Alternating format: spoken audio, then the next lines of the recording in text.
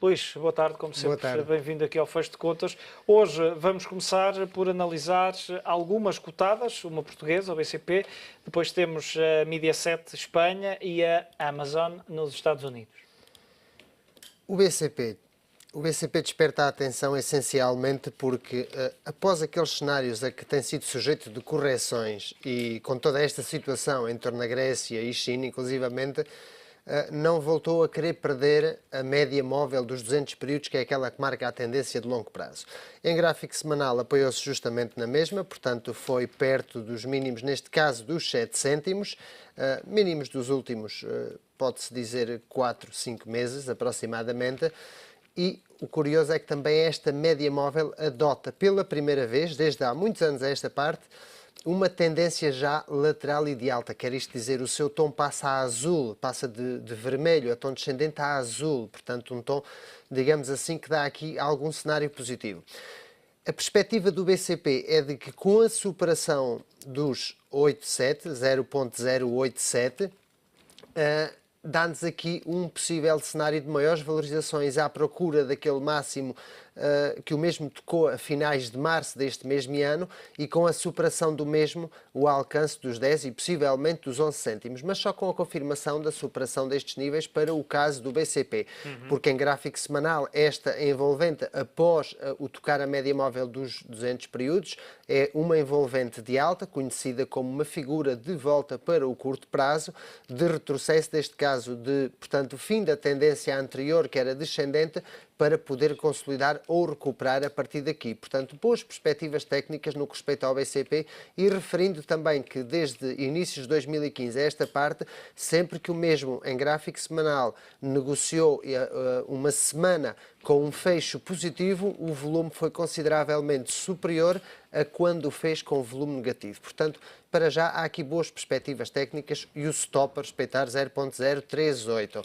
Já no caso da Mediaset espanhola, porque há uma outra Mediaset também a cotar em Itália, a Mediaset espanhola, portanto, com a superação a passada semana dos 12,39, alcançou o seu primeiro objetivo, que nós portanto, umas semanas anteriores demos nos 13,04 e perspectiva-se aqui a maiores recuperações. Com a superação destes 13,04 tem aqui possíveis projeções a 13,58 e a 14,12 inclusivamente. Portanto, neste caso, aumentando a verticalidade daquela que é a subida e estando esta cotada desde meados de 2012 a esta parte numa tendência de alta, num perfeito canal ascendente. No que respeita à Amazon, é uma cotada que eu tenho vindo a seguir desde há algumas semanas, uma vez que a eBay, sua concorrente, tem desenvolvido um bom percurso ascendente, uma das que foi nossas recomendadas há pouco tempo e colocada também a questão por um espectador, e a verdade é que a Amazon, neste período também volátil e aborrecido que tivemos nas últimas semanas, andou a desenvolver um percurso lateral de preços, tendo formado aqui uma figura triangular e a passada semana também com a superação dos 452 pontos e a aproximação aos 483, dá aqui maiores projeções de continuidade das subidas, sendo que se poderá dirigir a 499 e a 512 dólares. Muito bem, temos também setores que queres destacar, o ESTX Banks e também o Serviços Financeiros. Porquê?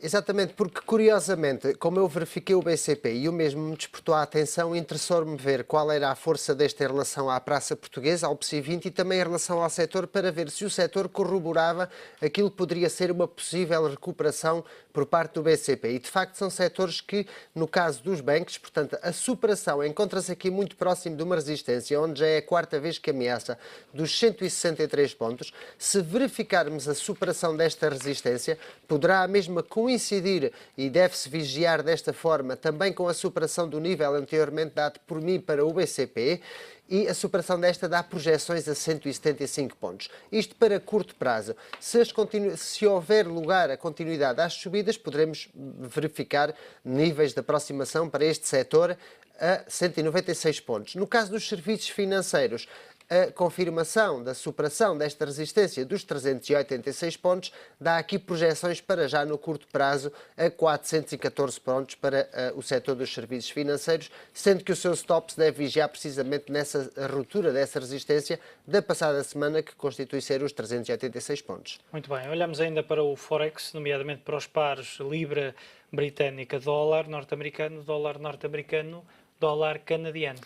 Verdade, portanto, a Libra-dólar tem desenvolvido aqui um percurso, digamos assim, de grande lateral de preço, está nos 1.5604, mas que não perdendo o nível de 1.5483, tem aqui projeções talvez a 1.61, mas para isso teria que primeiro superar esta resistência que está muito perto da média móvel dos 200 períodos em 1.5952. Já no que diz respeito ao dólar americano versus dólar do Canadá, que muito também tem a ver a sua correlação com as matérias-primas energéticas, esta superação do nível de 1.284 a passada semana dá aqui maiores projeções a 1.32.